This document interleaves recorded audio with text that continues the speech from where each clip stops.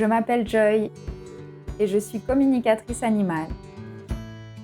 Je voyage dans le monde entier pour écouter les animaux.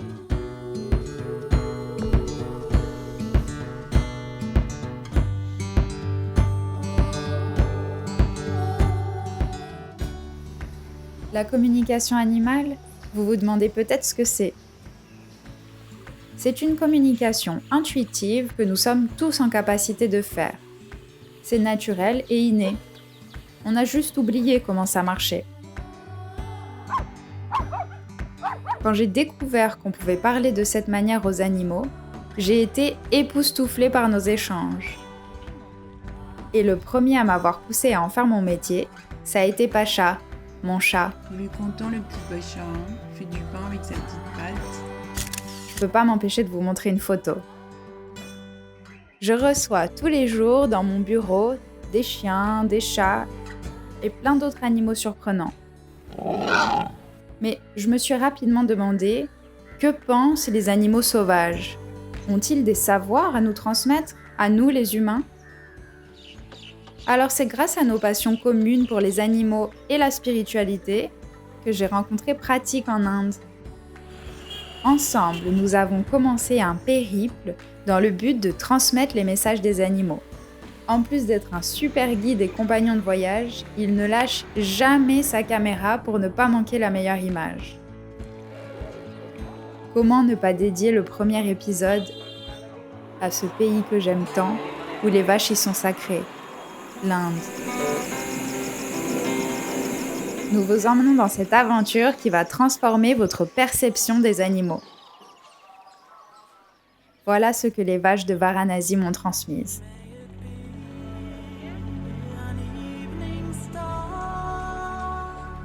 Il fut un temps où vous, les hommes, priez pour la terre. Vous demandiez, et ensuite vous remerciez avec des offrandes. Vous priez pour la nourriture, et l'une d'entre nous se sacrifiait pour nourrir tout un village. Mais aujourd'hui, les choses ont bien changé. Dans le monde entier, nous sommes des milliers à être utilisés pour notre chair, pour notre lait, pour nos veaux, et tellement d'autres choses encore. Et tout ça dans la force, sans notre consentement. Mais où est passé le caractère sacré ? Où est passée votre conscience du vivant ? Nous, les animaux, nous avons besoin d'un éveil général, d'un questionnement personnel sur vos habitudes qui n'ont plus de sens, d'une réflexion individuelle pour aller vers un vrai changement collectif. Aujourd'hui, trop de personnes prient des dieux qu'on ne voit même pas, en oubliant de rendre grâce à leurs proches pour le soutien, à leur famille pour l'amour, à leurs enfants pour les leçons. Priez, priez le soleil qui se lève chaque jour. Priez la terre pour la nourriture qu'elle vous donne, qu'elle produit sans répit, pour vous maintenir en vie.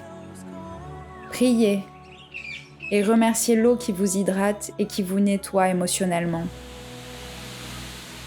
Remerciez-vous pour l'aide si spéciale que vous devenez chaque jour.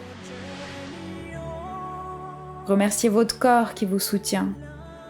Vous oubliez l'essentiel, vraiment. Remerciez ce qui a de l'importance, au lieu de prier un Dieu par peur du châtiment. Privilégiez la nature et la liberté d'être lorsque vous êtes seul avec vous-même, plutôt que les lieux de culte pleins de peur et de culpabilité. Qui êtes-vous quand personne ne vous voit, ne vous juge ? Qui êtes-vous au plus profond de vous ? Vous vous êtes oublié. Chaque jour, je vois passer des centaines de personnes qui me touchent pour leur porter chance. En quoi me toucher va leur apporter de la chance s'ils ne me voient même pas ? J'aimerais que l'humanité change, que les animaux soient vus pour ce qu'ils sont. Des âmes dans des corps physiques différents, des êtres sensibles et dotés d'émotions, comme vous.